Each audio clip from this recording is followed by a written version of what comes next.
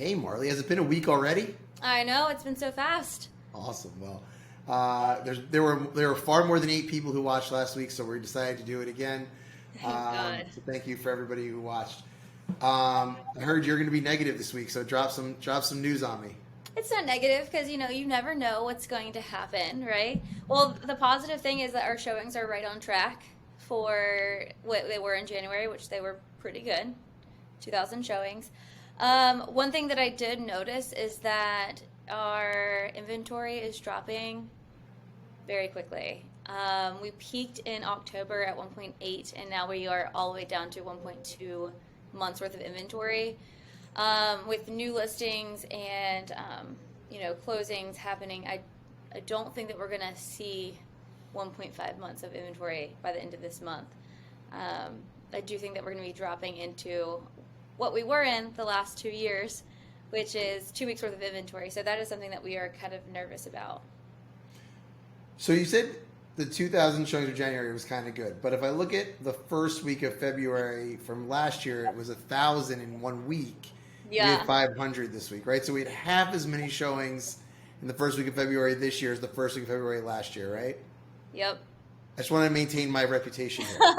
And then we had so we had 96 closed homes in January in Mount Pleasant. That was the lowest level since when? February 2012.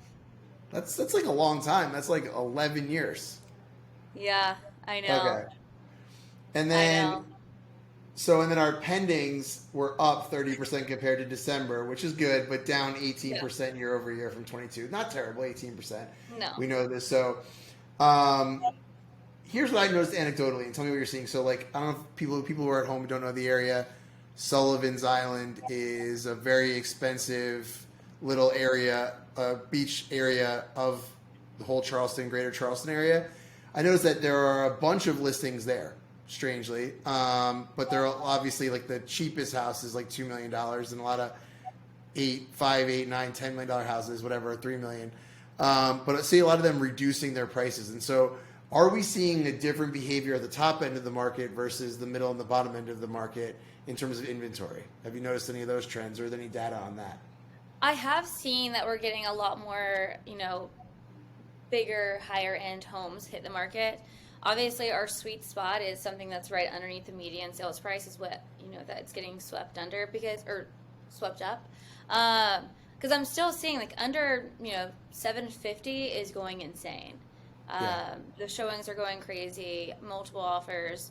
It's just really anything that's going to be either a jumbo loan or, $3, $4, $5 million that's sitting there compared to when the end of 2020 when we were selling, I think we were selling like 300% more $1 million homes than we've ever done before by the end of 2020. So, Yeah, I mean, our average days on market is 33 days right now.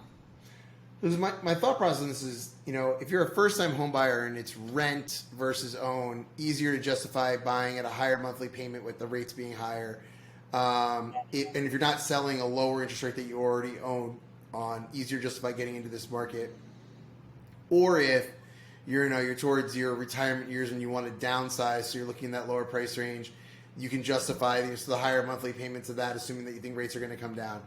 Where I still think it's going to be really hard for people to justify is if you own that $1 million house with a $700,000 mortgage that you're paying 3% on, to go buy a $3 million house right now and pay 5.5% with a $2.5 million mortgage, your payments are talking about going from $6,000 a month to $30,000 a month. And I think that's the jump that when rates were really low, you could see people making because it didn't seem like it was that far away in terms of your monthly outlay, and now it seems incredibly far away.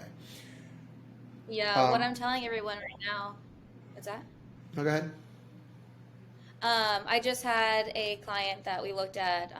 It was a house and an ADU, and we were talking about potential month-to-month rentals, long-term rentals, all that stuff. And I was letting her know, I was like, listen, our inventory is like almost half of what we had in October, which we thought we were going to be in this market, and we got really excited, but that market's over, and now we're in a different market. So I'm like, if you purchase this house, if you even just wait, if we close in April on this home, which is when the owners wanted to close, I was like, if the market is still going to where it looks like it's going now, which is no inventory, well, with that interest rate, people are going to be forced to rent again.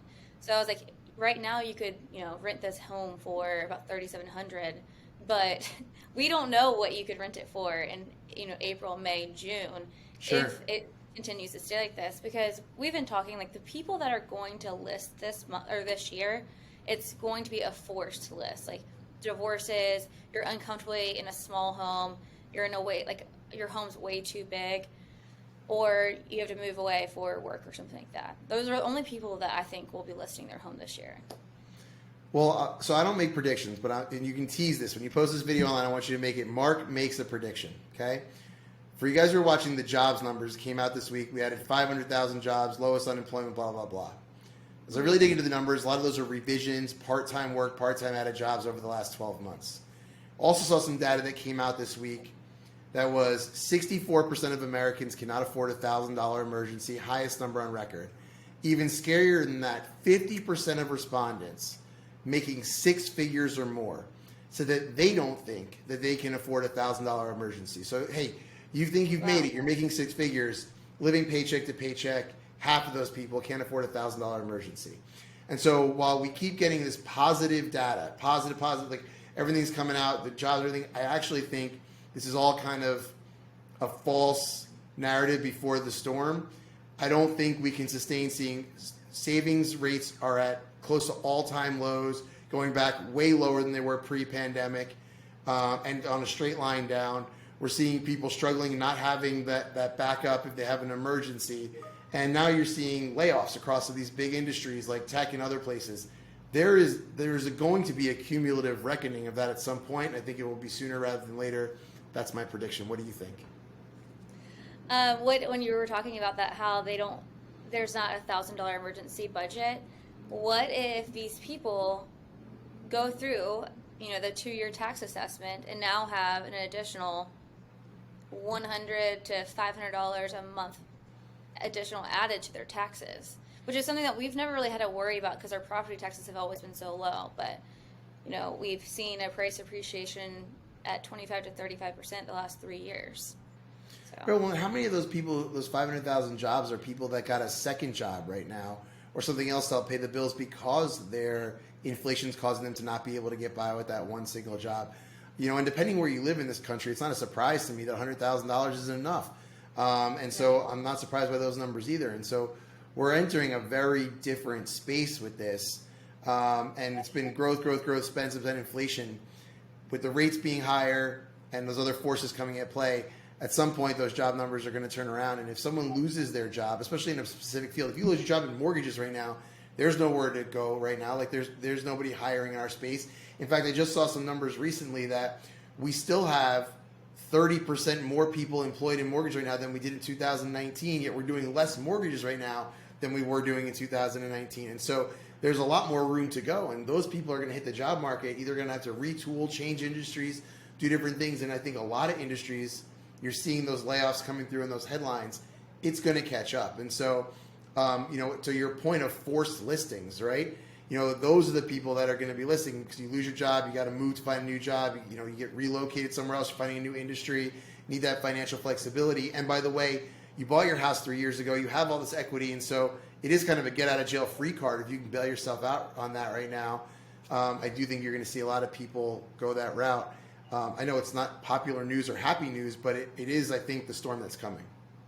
Well, on a positive note, those people that are going to have to get a forced listing, they're going to get a shit ton for their house. I don't care what the interest rates are. There's going to be no homes, and the buyer demand is going to be there no matter what.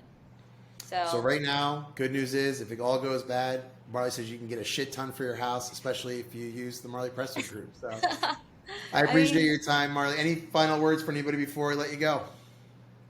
No, I don't think so. If y'all have any questions, just reach out to us. I appreciate your time. Thanks so much. Yeah, see ya.